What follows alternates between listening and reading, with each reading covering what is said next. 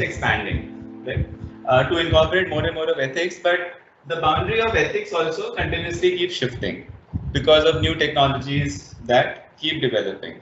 Yeah. Then essentially what we were talking about last time was how do we incorporate, how do we think about what are the ethical principles that we should choose, right? And we saw several views, right? So one view was that if you think of it more in terms of, say, labor rights, right? Or yeah, you can think of it as labor rights or as production processes, right? So then you largely start talking about things like preventing, you want to prevent exploitation, you want to prevent de-skilling, right? And there are a whole bunch of views that we saw around that, right? Another view that we saw is that you want to build what Appadurai was calling the capacity to aspire, right? So to change the cultural capacity, aspire to change unequal power structures, right? To basically to figure out how is oppression continuing to happen. We have given consent, right? In a democracy, we are essentially giving consent to many of these processes through which it continues to happen, right? So how do we culturally change the culture so that people start being more critical and they're able to overcome many of these, right? Then similarly, we saw the theory of Toyama's amplification theory, which also talks about basically our role as mentors, right? To again nurture the ability of people to do interesting things, good things with technology, and also to build up a desire. And this desire is basically you can shape the desire of people that what to aspire for. So this of course needs to be done delicately so that you're not shaping a desire to aspire more for consumerist goods, resource acquisition, but it's done more from a standpoint of right how are you building up your capabilities to do interesting things that you can, right? Right, but again it talks about how right the ethics that should shape what we do is really being that we see our role as mentors, just like over here we see our role as supporting workers, over here we see our role as helping nurture the cultural aspects of society to do various things, right? Then we saw that of course this alone is also not what you can also think about is from sociological lens to build so that there is more collective action through what is called social capital. So there's the sociological view also over here that doing these things is not enough, but you also need to build social capital so that there can be more collective action that can happen through which people can, let's say, change power structures or challenge exploitation and de-skilling, which we see as happening. Yeah. Then we saw views like basically trying to think about social good, right? And here we saw that there are certain basic needs that people want to be fulfilled before they can do any of the rest of the things. Before they can right? They have the ability, they have the desire, right? Before any of that can happen, there are certain basic needs like health, like education, that need to be fulfilled, right? So anything that we do towards building these up, that is going to be useful, right? We saw that alone just building it is not enough, but you also need equity, right? You also need equity in the distribution of many of these basic needs. So that's yet another factor to consider. And how do you bring equity?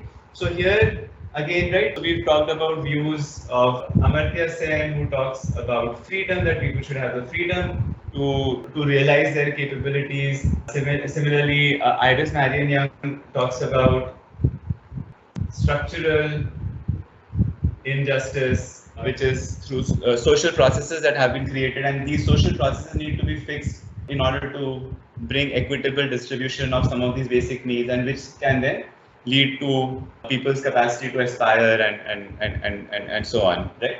So all of these things are what are important.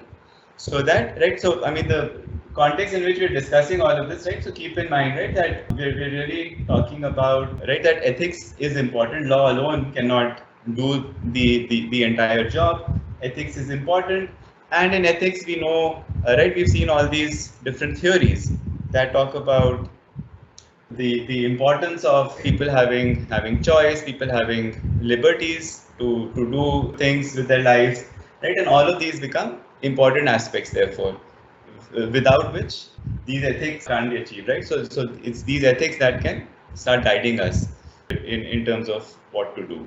Yeah, right. So similarly, right now, another way to achieve equity is also through rights, which again requires law to come in over here, right? So if the right legal structures are there, and along with law, you also need things like transparency, and also the ability to impose this transparency. So remember we discussed some of these aspects around observational control and regularizing control, that even if transparency is enshrined in law, that alone may not be sufficient, right? Because you need the rest of the social structures to allow you to act upon these transparency aspects that you create, right? But broadly the idea is that through the right ingredients, with the right law, with transparency, and with power to impose, you can ensure that people have access to certain rights,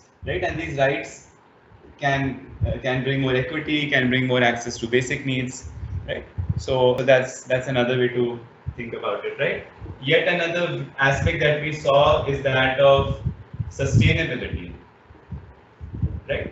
And which also is important, especially, right, in given how the environment and capitalist practices have really impacted many of these aspects. So when we talk about sustainability, then it starts raising questions about things like, right, so you hear terms like envi- environmental justice. Who is really able to, who is being harmed more as the world is becoming more unsustainable, right? So here again, you start seeing that the poor are typically the ones who are harmed by any unsustainable practices. So what a drive for sustainability is really telling us also is that it can't be achieved without environmental justice, and which again requires many of these various things to fall into the picture, right? So all these movements are really interconnected, right? That to get environmental justice, you need the poor to be able to voice themselves, which needs collective action, right? And it needs all of these various other factors, right? Sustainability movement is not really distinct. It's all a collection of social movements, all of which are trying to tackle the same kinds of problems of structural injustice, of people not having the freedom, of right accumulation, which leads to exploitation, de-skilling, or what Hardy calls dispossession by accumulation, right? That as you accumulate more and more capital, right, through that process, you're actually increasing dispossession of the weak. Yeah. So sustainability is important, and Hans Jonas also brought up this responsibility towards future generations, right? So there's also an aspect of responsibility that comes in over here towards future generations, right? So there's responsibility, and it also raises questions about who has a voice in democracy, right? Whether future citizens have a voice in democracy, right? Because they are not the ones voting, right? So it leads to also this question about challenging what are the right political structures through which, let's say, sustainability can even be ensured, right? Because if the future generations really don't have a voice, well, you need some ways to represent their voices, right? And in democracy, if voting is the only way, where only the people living currently are the ones voting, right? Then how do you build that institutionally into the setup, right? So that there is some formal way in which voices of future generations is also modeled in this whole process. Yeah. So that was the broad canvas, right, that we were seeing, And all of these are what we can say should really be guiding us towards what ethics we should embrace when we think about, right, where is our work leading to, what contributions is it really making overall, right? Is it helping solve any of these problems? Because these problems are at the root of whatever we call unethical, right? These problems are at the root of many of these aspects, right? Where we when we apply ethical theories, we say that, well, something seems wrong. Yeah. Then we started seeing that, well, how do we then start incorporating all of these ethics, right? And here we basically were looking at what is called critical theory or critical thinking, right? So what critical thinking is really forcing us to do is to question, right? Question the political structures, question the histories of how many of these exploitations actually came about, right? Only then will we be able to solve these problems. Yeah. So this is pretty much where we left off last time, right? So this is where we were. Yeah. That we started looking at views. Tim Unwin, for example, says is that to really embrace this critical view, what it tells us is that we should not do anything other than to work for the power weak. Yeah, because everything else is really a charade, right? Everything else is not really helping the weak. It's always things which are helping the richer, right? So he talks about artificial intelligence, fourth industrial revolution, information age, and so on, right? And right, he basically argues that, well, nothing much has changed, right? Ultimately, the forms of technology are changing, but it's all still leading towards accumulation for the rich. It's not really truly empowering the poor and marginalized, right? And then the ways in which the charade is created, right? So each time some new technology comes in, it's seen as a revolution which is going to change the world, right? But actually, that's not true. It's not even true of theories about how technology develops, because it's all very incremental. There's no revolution in technology development, right? That's sort of what he argues.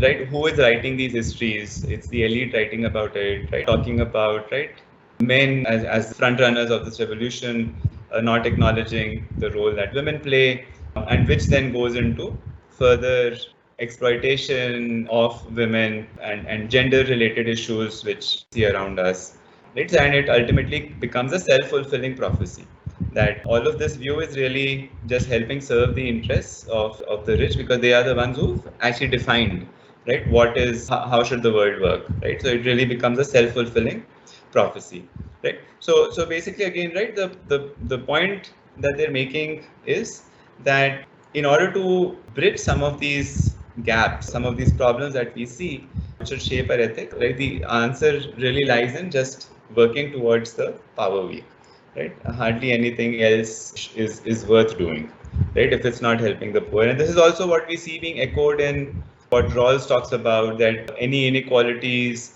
should be in the service of the least well-off member in the community. So it's all linking up together, right? We're essentially saying the same things, but in different ways, right? Arguing through different frameworks. Yeah.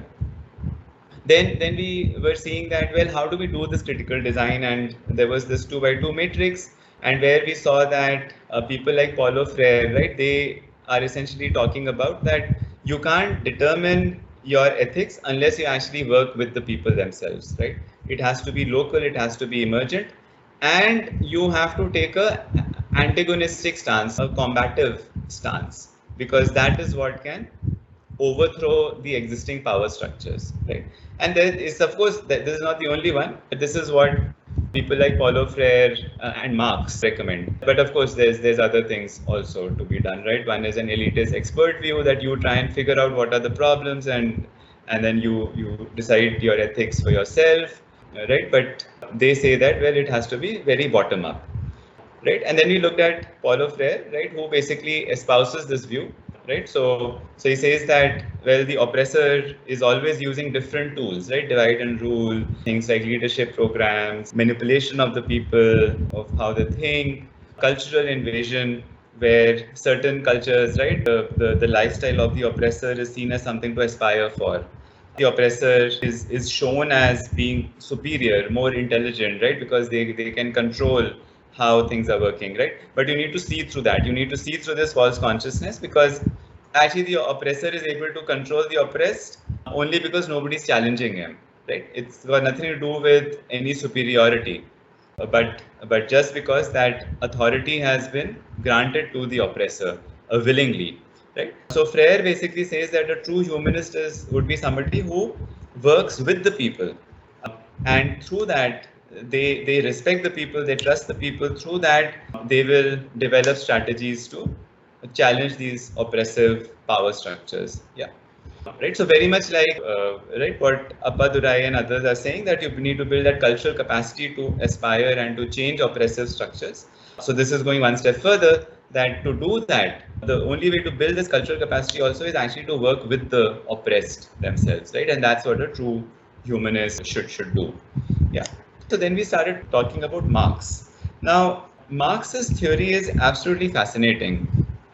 Yeah. So far we've seen how Marx has basically described how capitalism has this inherent characteristic of accumulation coded into it, right? Because there is always a profit, right? So you exploit the labor to deliver some goods and services, and you're paying the labor something, but you're selling their labor, the output of their labor, for at a higher price, and that difference is what is basically the profit that you make.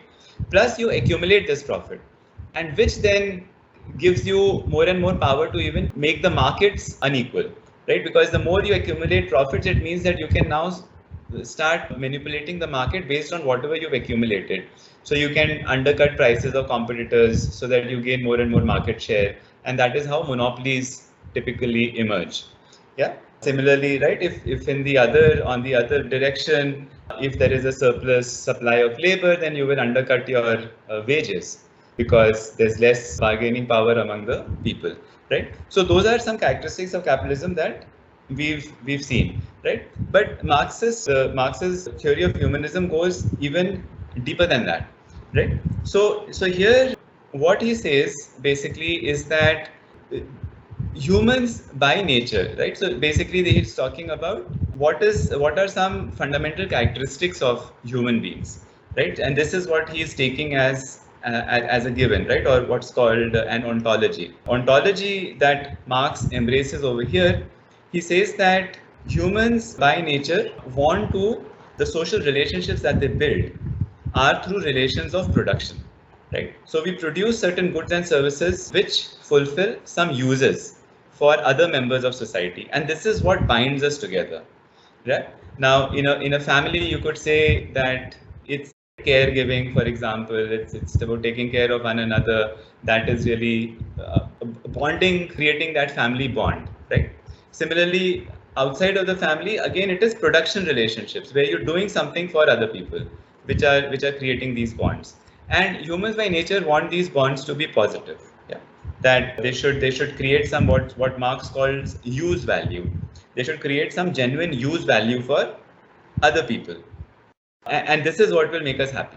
Yeah, so that is his main underlying claim. Yeah, and what this comes down to is that if, for example, the production process, like in factories, right, if it is marked by domination or coercion, then it leads to alienation, because then this production process is not something that we would willingly be doing, we would voluntarily be doing, but we are being forced to do that. We are being forced to work in an environment, or being forced to work in a particular way. Yeah, and that doesn't lead to truly positive social relationships being nurtured. Yeah. Second, if the output of our labor, right, whatever it we are producing, if that output leads to some harm, leads to some negative social relationships, then that again is alienating for us, right? So if we are working in a company which is giving certain tools which are exploitative, which help, let's say, governments exploit people, or which help companies exploit other people, right? At the end of the day, Marx says that it will not make us happy. We will feel more and more alienated, because it is going against the fundamental human nature, that what we actually like is something that creates positive social relationships in society. If we are forced to work in a manner, then that also spoils what we want. And if the output of our labor, right, is leading to some negative relationships, and that's also not what we like, right? So that's why it applies to both ends and means. Ends meaning what is the output of a labor, and what kind of social relationships is that leading to, and means that the way we are producing that output, even those means are creating social bonds between us and other co-workers, other peers, and or with our managers, for example. And that also should not be exploitative, should not have domination. Right? So Marx basically says that alienation is unsustainable since it makes us less human. Ultimately, this is how he builds up his theory of communism. Right? That communism is a form where you're contributing your labor through non-coercive means. You're assured that your labor is leading to some genuine benefit for other people, genuine use value for others. It's being done in non-coercive ways, right? And that is why that system is being favored, right? Then of course there's of course the other argument, which is more commonly known about Marx, that communism is a system where you're not accumulating profit, right? And once you have that system, then it leads to you're not accumulating profit, and therefore it removes the capitalist ability to change, to alter market structures, or to abuse the power that they're gaining through this profit that they have accumulated. Yeah. So through both ways, he argues for communism, right? So this is the we're talking about the humanism direction through which he then argues for communism as a form that leads to better social relations. Yeah. Now, what it means in our context is actually, right, so to think that even as technologists, right, what Marx is claiming basically is that if we, right, are working in companies, or if we're doing something which ultimately is harming society, we will never be happy with it. Yeah. And, right, you can see some of this also happening. Right. So now, if you know, right, there are now trade unions coming up, right, white collar trade unions, which are coming up in the Silicon Valley. So Google, for example, right, they have an alphabet union now. The union, so you can go to their webpage and look at their manifesto, right? And of course, now traditionally we view unions for blue collar workers, where these unions are talking against exploitative structures and poor working conditions, right? So they say that, well, our wages should be higher, we should have social security, the workplaces should be safe, right? You should ensure there are no accidents that happen at workplaces and so on, right? That's what blue collar trade unions have typically been arguing. That's also included over here, of course. But when we talk about white collar unions, especially in the IT industry, right, all of us are well paid. Those of you who will join your jobs, you'll have like fantastic job offers, right? So it's not like money is really what is important at that point, right? Right. So in these white collar unions, however, ethics of technology is one primary point in their manifesto as well. That what is our labor leading to? We need to have a say. We need to have some control that whatever we are producing, right, whatever products we're building for Google in this case, right, they should be used for some societal welfare, and it should not be used for exploitation, or in other words, for negative social relationships, right, which are not fulfilling genuine use value in society. Yeah. And right, so here you would know that people have protested against selling Google's face recognition technology to the military, and Google actually then did withdraw, right, much of this, right. In the same way, so recently at Facebook, there's been this whistleblowing, but even otherwise, right, if you read articles, especially when the Cambridge Analytica thing happened, there's many people, many employees from Facebook who wrote about how the company was reacting to it. And very clearly, the narrative, which is commonly known, is that Mark Zuckerberg was initially in denial, right? He wasn't accepting that some of such things are happening, or that we are responsible, right? It was also a way of distracting criticism, deflecting criticism, right? But it was actually the employees in Facebook who really came together and said that we don't care about what the CEO is saying, but we need to solve this problem, right? So they built teams on their own, and they started addressing many of these things even before actually the senior leadership said that, well, we need to do all of these things. Yeah. So it was really the workers basically taking up this responsibility, right, to be more ethical. Yeah. So right. So the reason why we're mentioning it is that this is sort of a validation right? Marx's theory of humanism applies even to us as technologists. Because, right, so to engage in a struggle to do social good for others is therefore no different than a struggle to prevent their own alienation. Yeah. So you get this, right? That if we are trying to do social good for others, it's actually, we're not really entirely working for the poor or for the weak. We're actually working for ourselves. Because if we don't, then it will only make us feel more and more alienated. Yeah. So that's where this comes from. And of course, I mean, we know, right, that this is of course not always true, right? I mean, the reason why all of these problems are happening is because technologists, humans, right, we are willingly doing all this exploitative work, right? But right, so the theory basically says that it will ultimately, right, at the end of the day, it will leave us unhappier. That's basically the idea. Yeah. And then several others have also documented the same evidence of alienating relationships, even among white collar workers, among technologists in the IT sector, for example. Mark Healy, I think, is the name. His thesis, and which is now a book, talks about, right, so he interviewed engineers in IT services companies. And there were, right, so here they noticed a lot of alienation in the production process, right? So, for example, in services companies, you never get to really see the big picture of the project, right? You're always given a particular module, there's this division of labor, and these modules are assigned authoritatively by a manager. Most of the workers that they talk to, most of these IT engineers, they were not really happy, right? Because this is very much how the assembly line works, right, in a factory. Right. So again, over there, you're just doing one small task, right? Maybe somebody is doing some part on the assembly line, right, taking care of some machinery. Another person is just taking care of some other machinery component, right? But right, and even in the IT industry, a similar, right? So this is called the Taylorist method, right? Where the tasks that are given are very atomized, and the actual control of putting all of these tasks together is in the hands of the managers. So it's about, so basically says that we see alienation in the production process itself, right? Similarly, there are a lot of developer productivity tools that are being built these days, right? But these are again putting more control in the hands of managers, right? And it is not very different from algorithmic control, where algorithm is allocating tasks, jobs, and so on to Zomato and Uber delivery riders, right? So again, right, you start wanting to understand that what are the objectives that the algorithm is serving, right? And is it taking any of the workers' preferences into account or not?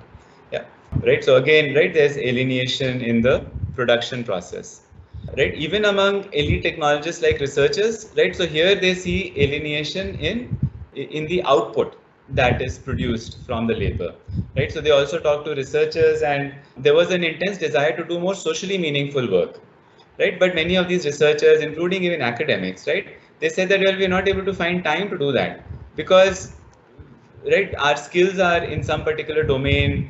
We are measured on the output that we produce using these skills, and we can't move out of it. Yeah.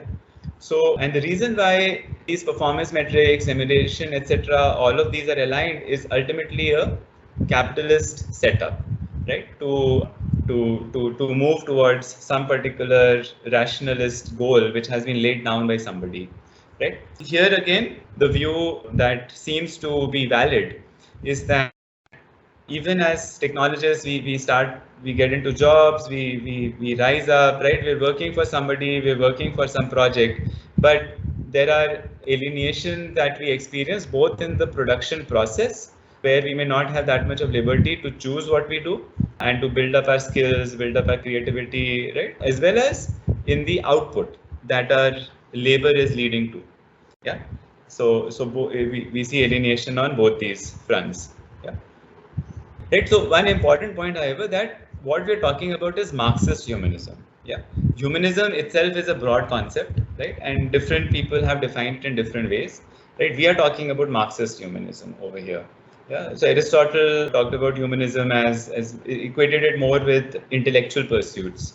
right? That, right, trying to understand the world, trying to figure out, right, what you should be doing, right? That's the sign of a humanist, right? John Stuart Mill, who contributed to Bentham's theory of utilitarianism, right? So he, over there, as you know, right, social welfare was seen as the target, right? Then other people, John Dewey says that there's no difference between intellectual and manual work, right? So sort of challenging Aristotle's argument, right, which was looking at more of intellectual pursuits as humanism, right? But humanism, he said, is anything which is intelligent problem solving that leads to human growth, and therefore he favored education, ordered change instead of violent change, accumulation instead of destruction, right? All of which leads to more order in bringing more order for human growth, right? So there are, anyway, the point is that there are different views in which people have looked at humanism, but we are talking about Marxist humanism, which is derived through these production relationships, right?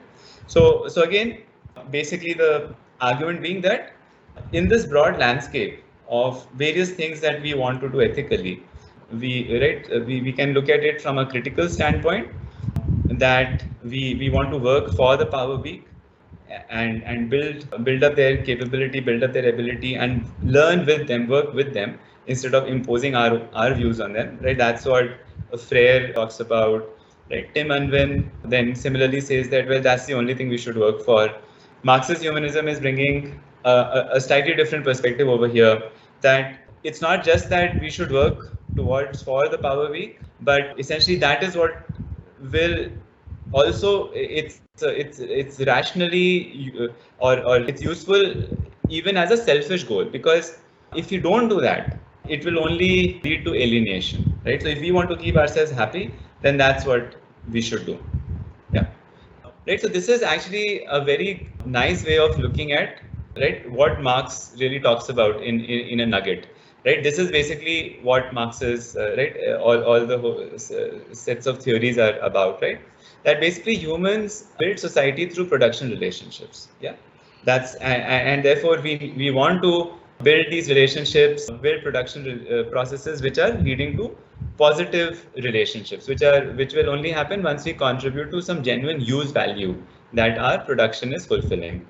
Now, this process is, however, modulated by these intervening variables, right? By the state, which is the governments, in terms of what laws they lay down, what do they support, right? In terms of markets and in terms of culture, right? And what typically starts making these production relationships negative is when the state lays down laws which are not done in a participative manner, right? So when the state is actually imposing on you certain ways of working or objectives which, well, you don't agree with, right? So that's why participation and democracy is important, right? In a state.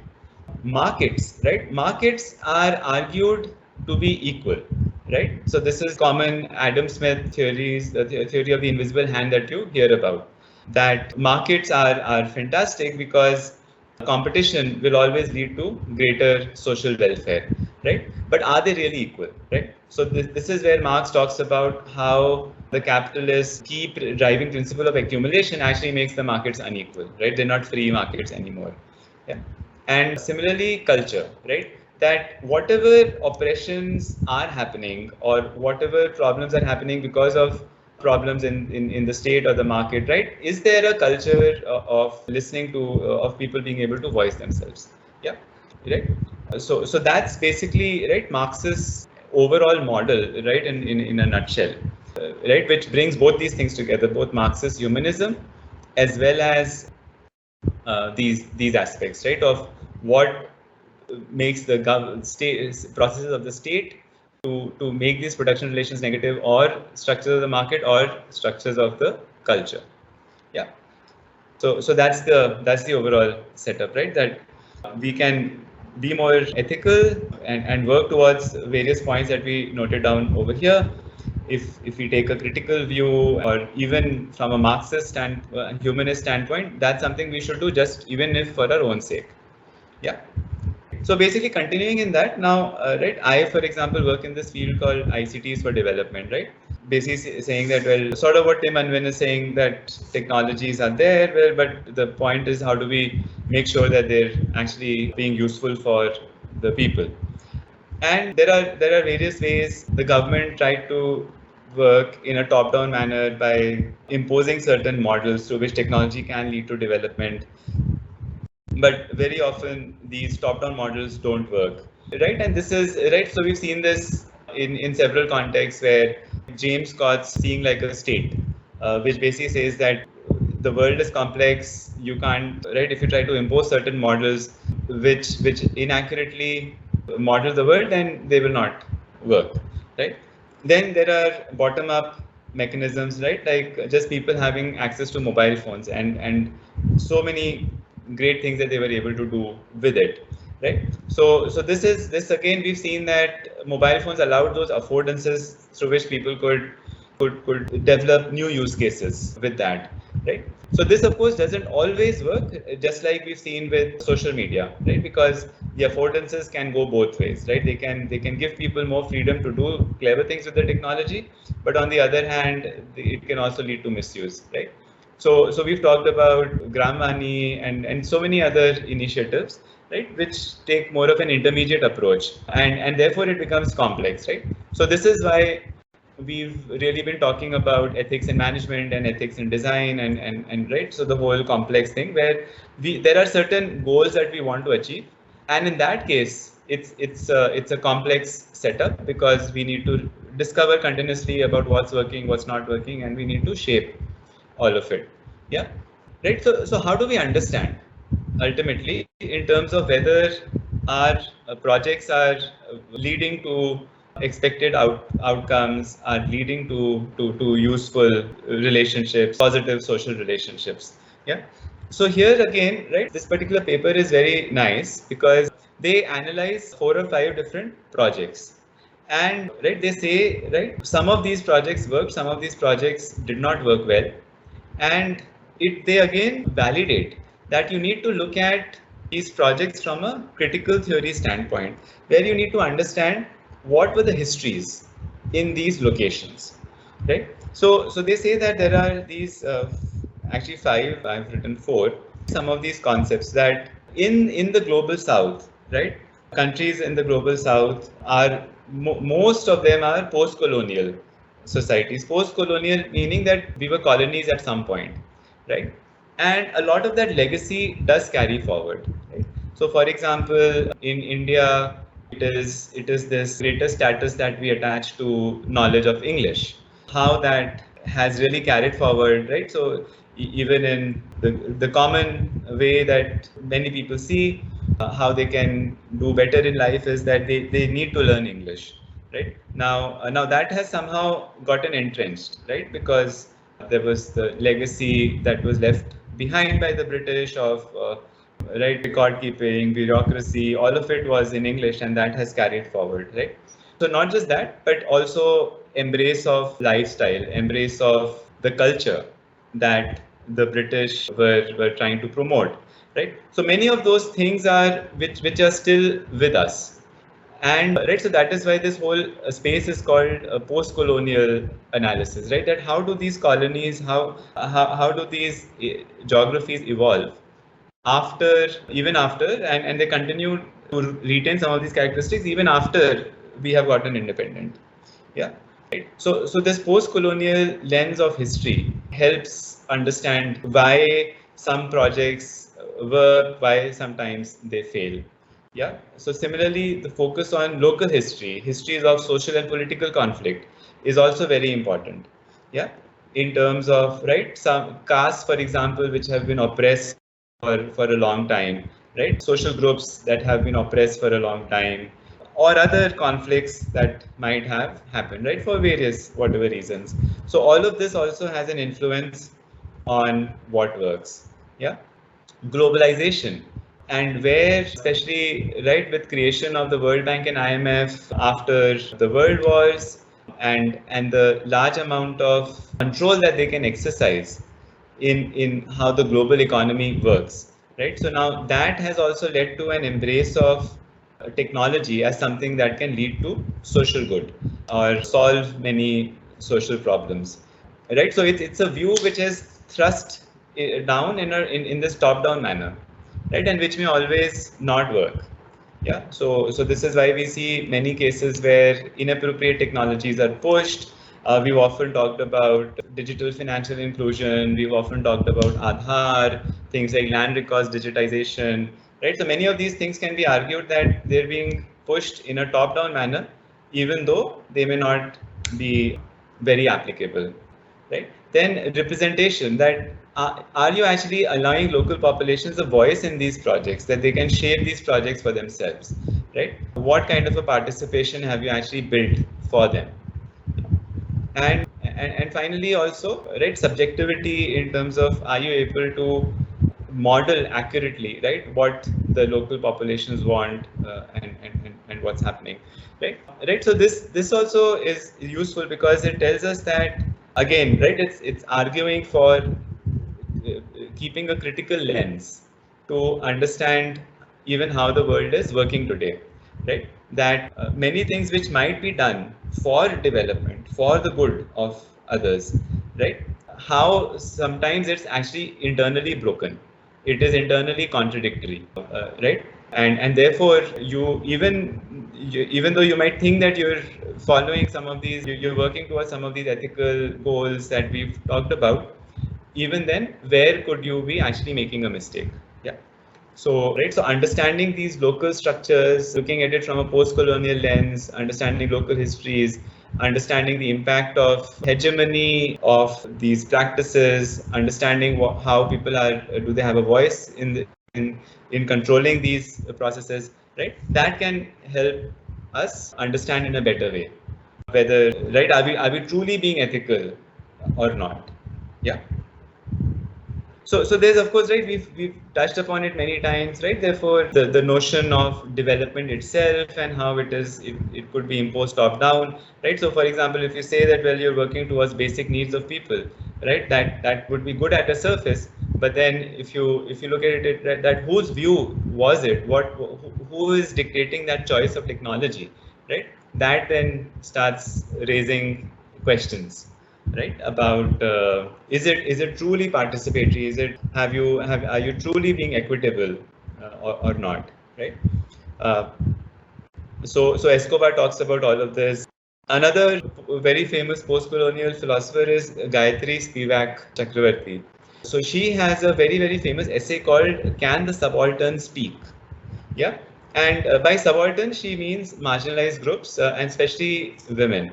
So what this essay basically argues is, so it uses the example of the practice of sati, how the British actually tried to come up as saviors of, the way she quotes it is saviors of brown women from brown men. Yeah. But this view really misses the context, right? This view really misses the entire context of how the practice of sati came up, right? And therefore, the subaltern, right? You're not really listening to the voice of the subaltern. You're really imposing your own view on how to interpret practices among the subaltern. Yeah. Then she also says that the subaltern, so forget about the British, but even among themselves, the subaltern that we're talking about, right, they are not able to speak, right? Because again, these cultural norms have been imposed on them by somebody, right? By patriarchy or whatever, right? Were the histories of how this practice of sati actually arose, right? So when you talk about the subaltern, right, they are not able to speak. Neither do we see their voice in what the British are talking about, nor do we see their voice in even among the local community itself, right? Right. So again, the point being that you really need to look at it from a critical lens to really understand that are you meeting these ethical principles or not, to do social good, right? Be it through technology or in whatever way. But you need to really embed yourself in the community, which is what Paulo Freire says, which is what people like Antonio Gramsci, and only then can you really understand what's happening, and you need to work with them to shape some of these changes in power structures that you want to bring about, right? So that's sort of the final view, right, that all of this literature, all of this theorizing brings us to, right, the final conclusion in some sense, that that we need, there is room for ethics. You cannot just outsource your morality to law alone. There is always a room for ethics, and law is constantly changing to accommodate those views, but even the boundaries of this ethics are changing with changing societies and changing technologies. And to govern ourselves, the view, right, the conclusion that all of this work is really bringing us to is that you need to really embed yourself in the community and to work with them, right? Rather, working from the outside can lead to many non-optimal things, right? And that's where you may have got some of this post-colonial stuff wrong. You may not have understood the local histories. You may be driven by the priorities imposed on you by various institutions, right? People, you may not be representative enough, right? So all of that then starts impacting, right? Whether you're actually able to deliver on, right, what you really want to do. So that, right, as Marx then says, so that you're not alienated yourselves, right? You don't yourselves feel alienated from both the production process in which you engage as well as the output of your labor. Yeah. So go through this. There are more detailed notes, but basically, I mean, it's sort of saying the same thing.